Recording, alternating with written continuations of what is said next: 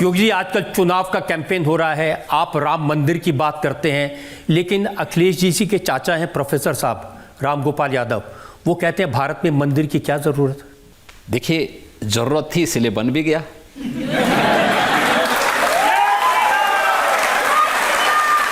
मेरा ये मानना है भारत के इतिहास की सबसे महत्वपूर्ण और अभूतपूर्व, हर भारतवासी को अभिभूत और आनंदित करने वाली घटना है अयोध्या में श्री राम जन्मभूमि पर मर्यादा पुरुषोत्तम प्रभु श्री राम का भव्य मंदिर का निर्माण। आप देख रहे होंगे अयोध्या के अंदर लाखों की संख्या में श्रद्धालु प्रतिदिन आ रहे हैं, आज भी आ रहे हैं। इतनी भीषण गर्मी है तब भी लोग आ रहे हैं। अयोध्या की, आज की अयोध्या को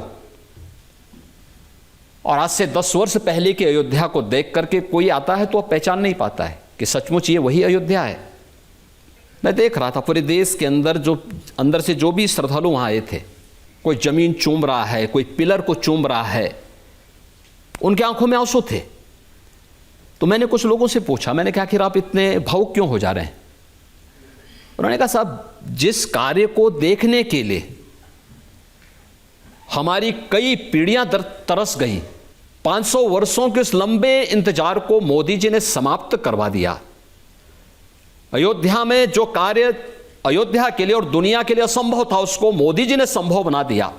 और ये हमारे लिए नहीं, बल्कि इस लोक के साथ साथ परलोक को भी जवाब देने का एक अवसर हमारे पास हो चुका है कि हां, हमने अयोध्या में राम मंदिर के निर्माण शिलान्यास को भी देखा, राम मंदिर के निर्माण को भी देखा, और रामलला को 500 वर्षों के बाद होली और जन्मोत्सव मनाने का अवसर भी अपनी जन्मभूमि पर प्राप्त हुआ है।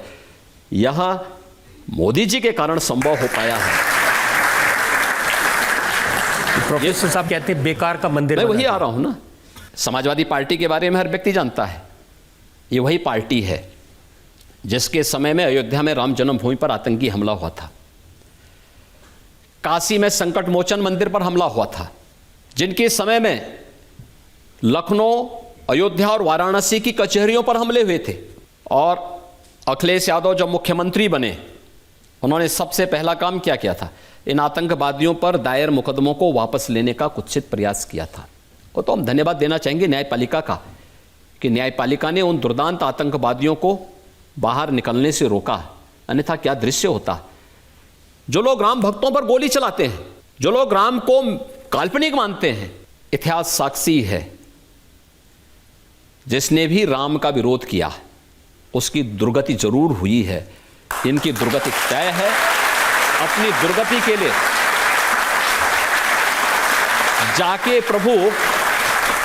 जाके प्रभु दारुण दुख दीना, ताके मति पहले हर लेना। तो यह स्थिति इनके साथ भी है। प्रभु ने उनके लिए दुख ही लिखा है, क्योंकि उन्होंने देश को दुखित किया है।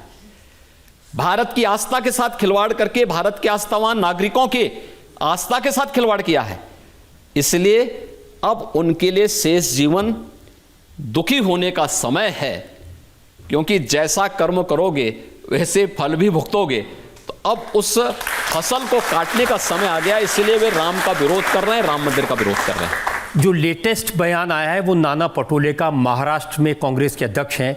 उन्होंने कहा कि जब हम सरकार बनाएंगे तो इस मंदिर को फिर से पवित्र करवाएंगे, इसको गंगा जल से धोएंगे। पहले अपने आप को तो पवित्र कर लें।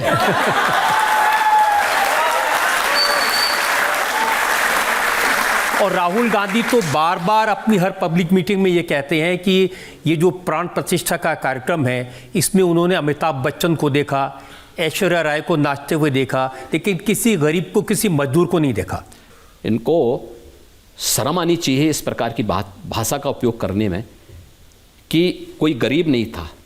ये श्रमिक कौन थे?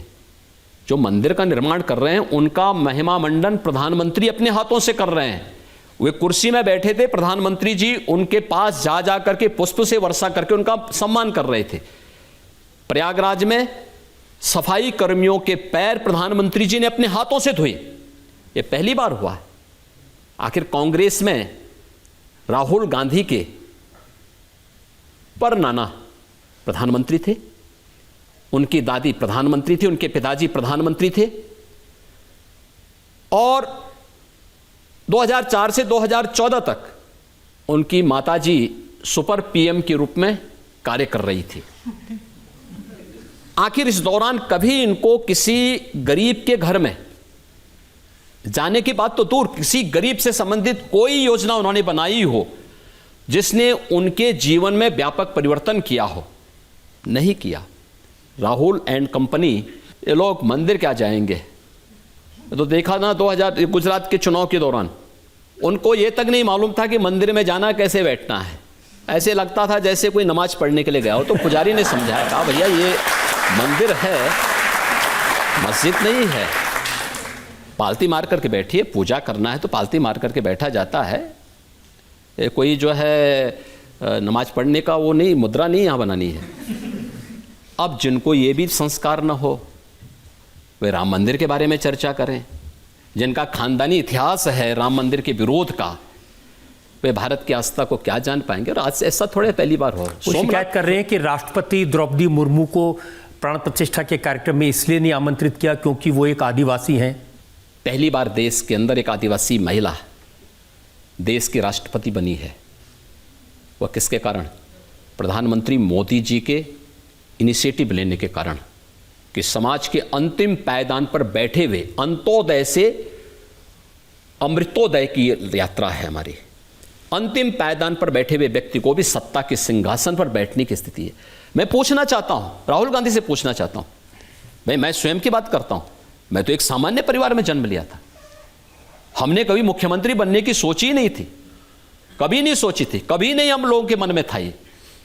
आज मुख्यमंत्री के रूप में हम जनता जनार्दन की सेवा कर रहे हैं। ऐसी बात मैं कह रहा हूं कि निमंत्रण पत्र सबको दिया था, आदरणीय राष्ट्रपति जी को भी, आदरणीय उपराष्ट्रपति जी को भी, पूर्व राष्ट्रपति आदरणीय रामनाथ कोविंद जी को भी, जिस सूची में हर तबके के लोग थे।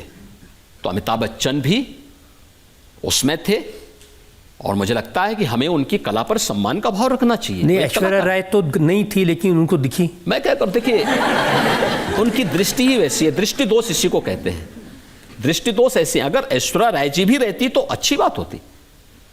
भाई आखिर वो भारत की नागरिक है, उनको आने का अधिकार है। और क्या अमिताभ बच्चन की कला और कला जगत में उनके योगदान को आप विस्मृत कर लेंगे? और अगर विस्मृत कर रहे हैं तो क्यों कांग्रेस ने उन्हें चुनाव लड़ाया था प्रयागराज से?